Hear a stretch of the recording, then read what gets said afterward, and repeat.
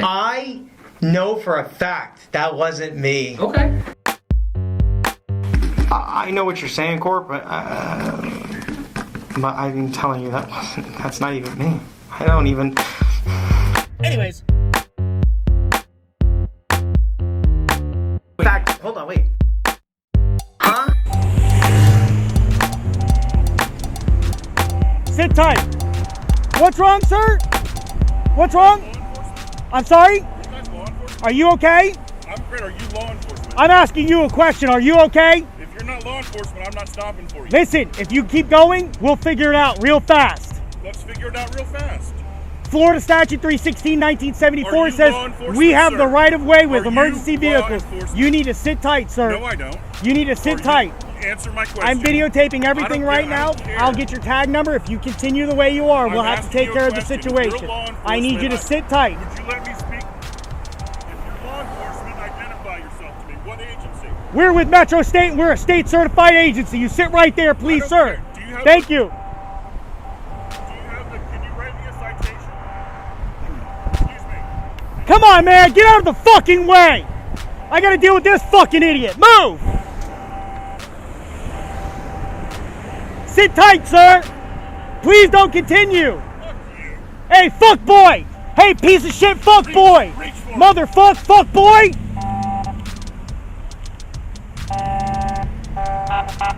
Go, cars go. I got this shit. Let's fucking go. I have it on a body cam downloaded. All right, today is December 16th, 2019. It is 1:30 in the afternoon, and I'm here with Kevin and Corporal John Ramsey. and I'm Sergeant Keith Vidler. Kevin, And if you don't mind, could you just pronounce your name and then spell it for us? Sure, my name's Kevin.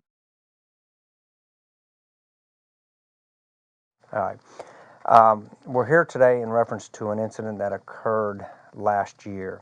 But before we start the interview, this is a recorded statement is what this is going to be, and you've been given me permission to record you. Absolutely. Okay. Can you do me a favor? Raise your right hand. Do you swear to tell the whole truth, nothing but the truth, so help you God? I do. Okay, thank you.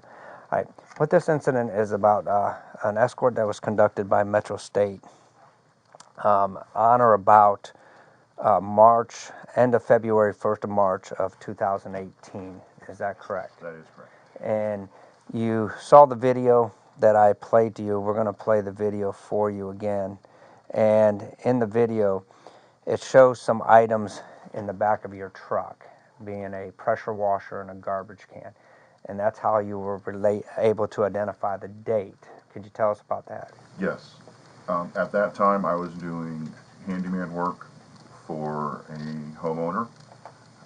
I don't normally drive around with that pressure washer because it's a cheapie, and it was in my truck during that time frame because I was doing some pressure washing for that gentleman, and that was a very specific timeline. I was able to reference the time frame in the video back to emails that I had exchanged with the gentleman that allowed me to come up with or to narrow down the time frame to the end of February, somewhere around the second or third week of February, somewhere around the beginning of March when I performed that work and would have had that tool in my truck. And what year was this? It was 2018. 2018. Okay. And in the video that I'm going to play for you, you're in your what type of vehicle? It was a Nissan Titan full-size pickup silver. And you were northbound on 436, correct? Approaching Hanging Moss. That is correct. Okay. Tell me, in your words, what happened, and then we can break it down. I was northbound in, I believe, the right-hand lane. There were a number of what appeared to be motorcycle police officers and patrol cars that were escorting a long line of vehicles in a funeral procession. And as I approached them, they were herding traffic to one side and keeping traffic out of their lanes. I watched them block intersections and were waving cars through and stopping a car, and as I was driving along, one of their cruiser type cars that looked like a police vehicle had an individual in it. He rolled his window down and was yelling at me, instructing me to pull over. And that was when I realized that it wasn't actually law enforcement. It was some type of security company, private security. And I realized, obviously, at that point that they were directing traffic and stopping the flow of traffic. So I exchanged words with the gentleman, and as I proceeded a little farther northbound, a motorcycle security guard, I would suppose, approached my vehicle. I believe I stopped at Hanging Moss in the right-hand lane and said something to him like, "Are you law enforcement? What are you doing?" I questioned what they were doing. He started then just berating me, and we exchanged some words. And at one point, I remember him stepping towards me and reaching for his sidearm. Is his gun? Absolutely. Okay. I was anticipating him pulling out his gun. It was a black Like pistol type, like a semi-automatic Okay. looking pistol in a holster. He placed his hand on it and feigned toward me a little, and I questioned his intent at that point. Yeah. And he didn't draw his weapon, but I fully anticipated him to at that point. All right, let's go back, and what I want to do is show you the video. All right, now that you said your side, and what I want to do is show you the video to see if you can authenticate this video and to see if the video accurately depicts what occurred that day. Okay. All righty? Can you hear it?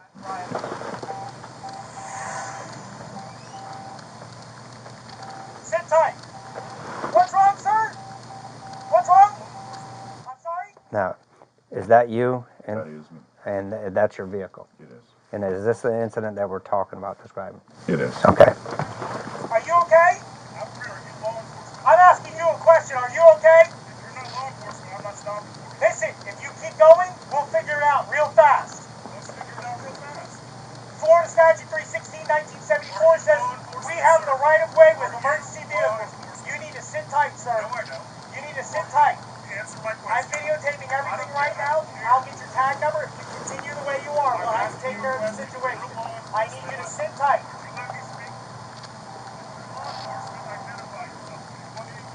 We're with Metro State. We're a state certified agency. You sit right there, please, sir. Thank you.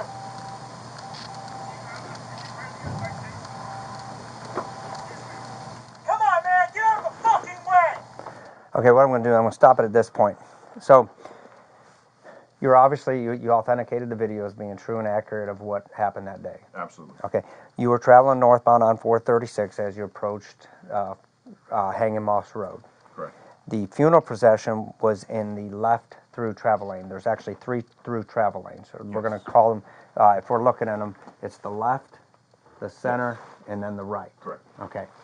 The funeral was in the left through lane. Where was Jeremy Dewitte standing? If that's the gentleman we're talking about, I never know his name. He was standing in the center lane at the intersection. Was he off his motorcycle? He was off of his motorcycle. Okay. What can you describe Jeremy for me? He was approximately a 30-year-old, 6 foot tall, 200-pound white male. Okay. He was dressed in what appeared to be a police officer's uniform. Can you describe the uniform? I believe it was a light-colored shirt, dark pants. He had what I would consider the standard utility belt, gun belt. He had a firearm on his belt. There were other pouches, just like every other police officer in the world would carry. I don't recall if he had a hat on or not, but it was he was dressed, in my opinion, as a police officer. As a police officer. Did he have a badge on? It seemed like there was a badge. I can't say for certain if it was a embroidered badge or a pin-on badge, but I want to say it was embroidered. Embroidered, okay. And did he have like any boots on? Did he? I think my impression of him was he was a motors cop. Like a motors cop. He looked Yeah, like a motors cop. I believe he had standard motor boots on. They were a little bit. I've got motor above the boots ankle. on. Yeah, similar to the ones you're Similar wearing. to the ones that I'm wearing. Should be noted I'm in my motors uniform issued by the agency. What did his motorcycle look like?